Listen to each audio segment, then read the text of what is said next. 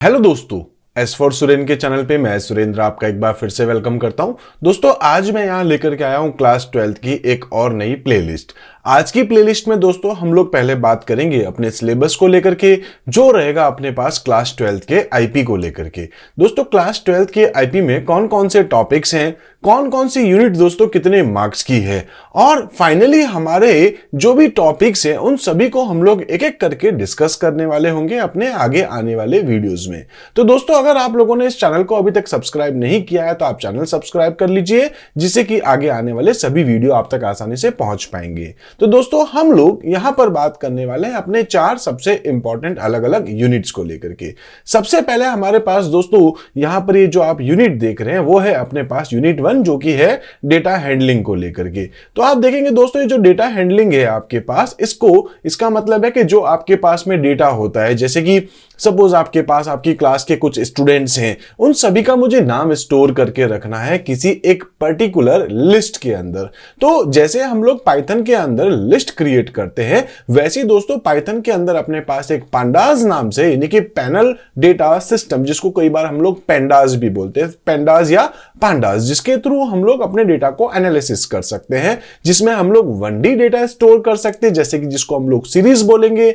इसी टाइप से दोस्तों हम लोग 2D में भी डेटा अपना स्टोर कर सकते हैं, जिसको हम लोग आगे जाते हुए डेटा फ्रेम बोलते हैं। और इसी तरीके से एक पैनल नाम से भी आपके पास में इसका एक एलिमेंट रहता है। तो दोस्तों हम लोग यहां पर देखेंगे सीरीज क्या है, डेटा फ्रेम क्या है, और इसके साथ साथ हम लोग दोस्तों यहां पर पैंडास को यूज करते हुए देखेंगे मैटप्लॉटलिब को भी। तो मैटप्लॉटलिब, नमपाई और यहां पर अपने पास पैंडास, इन तीनों के साथ साथ हम लोग देखेंगे अपने CSV को लेकर के, यानी कि कॉमा सेपरेटेड वैल्यूज, जो एक फाइल का फॉर्मेट भी होता है, उसमें डेटा कैसे हम लोग स्टोर कर सकते हैं अपने डेटा फ्रेम से, और वहां से हम लोग डेटा कैसे निकालते हैं। तो दोस्तों कुल मिलाकर के चैप्टर नंबर 1, 2, 3 और 4, ये जो 4 चैप्टर है दोस्तों वो हमारे पास होंगे इसी पर्टिकुलर यूनिट से। तो चैप्टर नंबर 1 से 4 हम लोग यहां देखेंगे। दोस्तों सबसे बड़ी बात ये है कि ये आपके पास होगा कुल मिलाकर के 25 मार्क्स का थ्योरी के पेपर में। आप अच्छे से जानते हैं दोस्तों, क्लास 11th में भी आपने देखा था कि हमारा जो पार्ट है ये 70-30 में डिवाइड होता है। 70 दोस्तों अपने पास होता है थ्योरी और 30 अपने पास होता है प्रैक्टिकल। तो इस 70 में से भी अगर हम लोग देखें तो कुल मिला के फर्स्ट और सेकंड यूनिट हमारे लिए बहुत ज्यादा इंपॉर्टेंट है, जो हम लोग बहुत अच्छे से एक एक टॉपिक को दोस्तों मैं प्रैक्टिकली आपको बताने भी वाला हूं।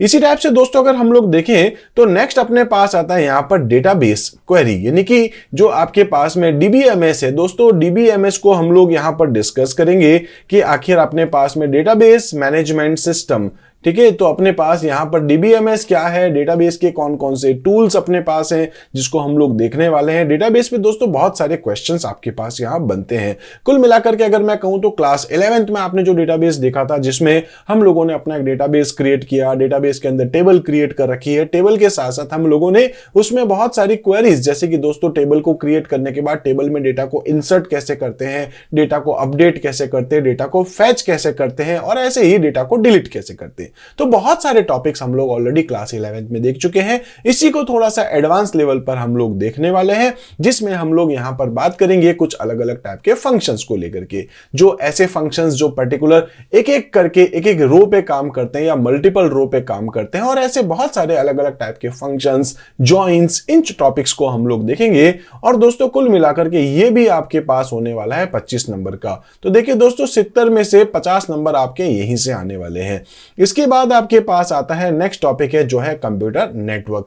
कंप्यूटर नेटवर्क का मतलब क्या हो गया कि किस तरीके से हम लोग दो कंप्यूटर को आपस में कनेक्ट करते हैं। जैसे कि आप जानते हैं लोकल एरिया नेटवर्क है, वाइड एरिया नेटवर्क है, मेट्रोपॉलिटन एरिया नेटवर्क है। नेटवर्किंग के डिवाइसेस को लेकर के हम लोग बात करेंगे, नेटवर्किंग के टाइप्स को लेकर के हम लोग बात करेंगे, टोपोलॉजी को लेकर के हम लोग बात करेंगे। ऐसे बहुत सारे इंपॉर्टेंट क्वेश्चंस अपने पास बनते हैं दोस्तों। पिछले कुछ एग्जाम्स की अगर मैं बात करूं, बोर्ड के जो एग्जाम्स होते हैं, बोर्ड के पेपर जब हम लोग चेक करने जाते हैं, तो वहां हम लोग दोस्तों यहां पर हम लोग यही डिस्कस करते हैं कि यहां से इस यूनिट से कुछ पर्टिकुलर क्वेश्चंस बार बार रिपीट होते हैं। जैसे कि अगर अपन बात करें, आपके पास लॉन्ग क्वेश्चन भी इसी में से आता है, जैसे कि हम लोगों ने देखा होगा, अगर आपने पुराने कुछ क्वेश्चंस देखे तो वहां हम लोग दोस्तों ये देख सकते हैं कि जैसे कि एक पर्टिकुलर नेटवर्क को बता दिया गया, एक नेटवर्क में इतने इतने कंप्यूटर अलग अलग विंग्स में पड़े हैं, कौन सा नेटवर्क जो है यहाँ पर क्रिएट होगा, कौन से डिवाइस को लगाना है, कौन सा डिवाइस सुटेबल होगा। मतलब बहुत बेसिक सी बातें यहाँ पर पूछी जाती है। इसी टाइप से दोस्तों यहाँ पूछा जाता है ब्राउजर क्या है, ब्राउजर की कुकीज, हिस्ट्री और ऐसी बहुत सारे छोटे छोटे टॉपिक्स जो जनरली हम लोग बचपन से देखते हुए आए। तो ये टॉपिक्स हम लोग देखते हैं दोस्तों 10 मार्क्स का। और इसी टाइप से सोसाइटल इंपैक्ट हम लोग देखते हैं कि जो कंप्यूटर और नेटवर्क या इंटरनेट का हमारी लाइफ में क्या क्या इफेक्ट और इंपैक्ट पड़ता जा रहा है। तो ये भी एक टॉपिक है आपके पास 10 मार्क्स का। तो दोस्तों यहां पर हमारी बुक के अकॉर्डिंग, यानी कि अगर मैं कहूं तो आप लोग जो भी बुक्स रेफर कर रहे हैं जिसमें ये सारे टॉपिक मैं आपको कवर कराऊंगा, मैं मोस्टली दोस्तों यहां पर जो देख रहा हूं, क्योंकि मार्केट में बहुत ज्यादा चलती है सुमिता अरोड़ा, तो मैं यहां सुमिता अरोड़ा के बुक को रेफर करते हुए यहां आगे अपने कंप्लीटली जो भी ये पूरी जो प्लेलिस्ट होगी ये सारी हम लोग डिस्कस करेंगे। तो दोस्तों सुमिता अरोड़ा के अकॉर्डिंग अगर हम लोग देखें तो यहां अपने पास जो है कह सकते हैं जो चैप्टर्स अपने पास है वो 1 से 4 यहां आ जाएंगे। फिर हम लोग यहां पर देखते हैं दोस्तों 5, 6, 7, 8 अपने पास यहां आ जाता है। इसी टाइप से दोस्तों 9, 10, 11 यहां आ जाता है और यहां अपने पास चैप्टर नंबर 12। कुल मिलाकर के दोस्तों यहां अपने पास अपनी बुक में होते हैं कुल मिला के 12 चैप्टर। तो ये टॉपिक्स जो है दोस्तों अपने पास होंगे 70 मार्क्स के। और दोस्तों यहां पर 30 मार्क्स का आपका प्रैक्टिकल का एग्जाम होगा। एक्सटर्नल जो आपके आएंगे एग्जाम्स लेने के लिए वो दोस्तों 30 मार्क्स का प्रैक्टिकल लेते हैं, जिसमें एक वाइवा होता है। जैसे इसको भी हम लोग अलग अलग पार्ट में डिवाइड करते हैं।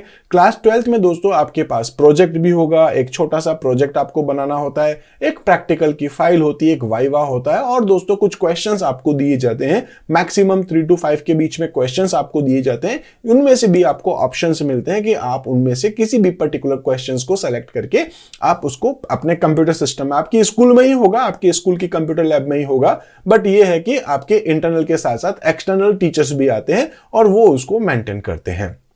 मोस्टली दोस्तों देखा जाता है कि आपके प्रैक्टिकल की मार्क्स अच्छे बन जाती है, क्योंकि मेन जो आपका कंटेंट रहता है वो आपके कह सकते हैं प्रैक्टिकल फाइल और प्रोजेक्ट और उन सभी के ऊपर डिपेंड करता है। तो ये सारी चीजें आपकी स्कूल्स वैसे भी अच्छी बना देगी। तो दोस्तों मुझे लगता है 30 में से एटलीस्ट 27, 28 तो किसी को भी मिलने वाले हैं। अगर आप थोड़ा सा अच्छे से देखते तो दोस्तों 30 में से 30 प्रैक्टिकल्स के भी मिल ही जाते हैं।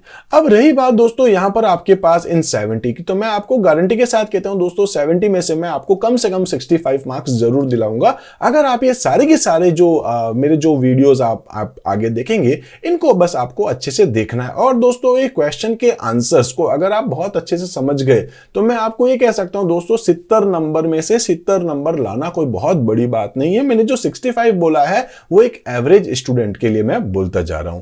तो दोस्तों कुल मिलाकर के आपका जो पेपर है वो 100 नंबर का है और इस 100 में से मैं आपको कह सकता हूं दोस्तों कि मैं आपको कम से कम 95 से लेकर के 99 या आपको 100 नंबर दिलाने की पूरी कोशिश करता हूं हर एक टॉपिक को। दोस्तों लास्ट में जाते हो मैं तो आप लोगों को जो है कुछ सैंपल क्वेश्चन पेपर और जो इंपॉर्टेंट क्वेश्चंस होते हैं वो भी आपको आगे जाते हुए बताने वाला हूं।